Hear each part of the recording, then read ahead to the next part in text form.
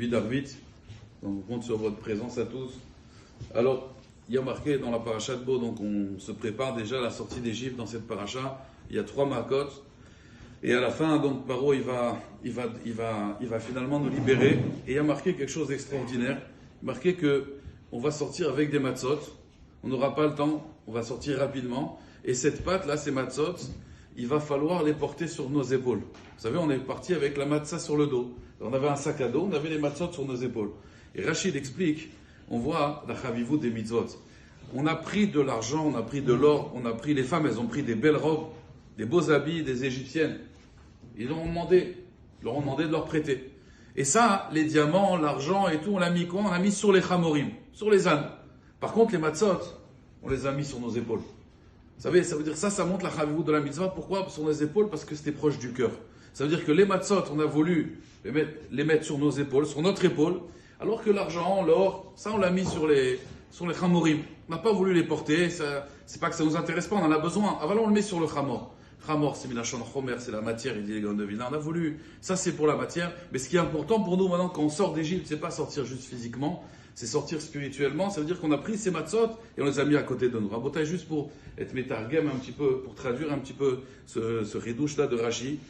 Les maasés, c'est une histoire très connue, mais c'est pour illustrer, c'est mamage pour illustrer. Je ne sais pas si je vais vous apprendre grand chose avec ça. Il y avait quelqu'un, il devait voyager, un avrer collègue qui devait voyager, donc il avait sa mallette de tefillin sur lui, toujours sur. Vous voyez, vous remarquez les juifs quand on va à l'aéroport, on a peut-être la valise qui est avec des roulettes, mais les tefillin, dans Hachem, elles sont toujours sur nos épaules.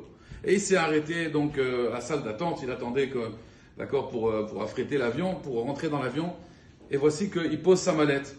Et puis il étudie, et puis la dame l'appelle d'urgence. Allez monsieur, il a tellement étudié qu'il était pris par son livre. Il lui dit monsieur, on va embarquer tout de suite. Et il embarque, et quand il arrive dans l'avion, il se rend compte qu'il a oublié sa mallette.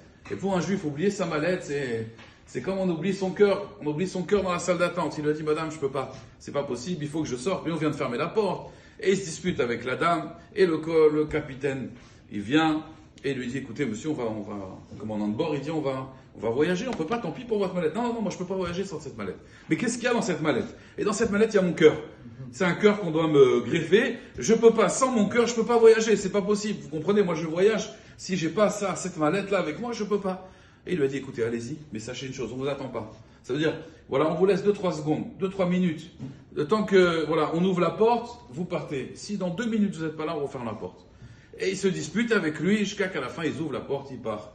Il prend vite sa mallette, il revient, et l'avion n'a pas attendu. L'avion, il est parti. Et l'avion, il a eu 18 minutes de retard à Botaï. 18 minutes de retard. Et il faut savoir, à Botaï, allez, il y a d'où à cette histoire-là, mais regardez, cet homme-là, donc, il est resté en vie, il était Betsahar. Et quand 1 heure après, il a appris que cet avion, il s'est écrasé dans les tours jumelles. Mais cet avion, il a eu 18 minutes de retard. Parce que normalement, les terroristes, ils avaient prévu que les 2 avions arrivent en même temps. Maintenant, si les 2 avions étaient arrivés en même temps, il y aurait eu beaucoup moins de survivants. Ces 18 minutes de retard de cet avion-là, ça a sauvé des vies, ça a sauvé des milliers de vies. Pourquoi? Parce qu'il y a eu un retard avec l'autre avion qui s'est écrasé. Il y a 2 avions qui sont écrasés. Et grâce à qui il y a eu ce retard? Grâce à cette filine, à cette personne-là qui était makpid sur cette filine. Parce qu'on dit que les tefilin qui aiment chayenu ve'orach yamenu. Les tefilin représentent notre vie. Alors à Botaï, c'est la même chose. Les Bnei Israël, eux, ils ont compris que les mitzvot, c'est sur le cœur. Les mitzvot, elles sont sur nos épaules. La matérialité, c'est sûr, c'est important. C'est pas que c'est inutile, mais c'est sur Alachamor.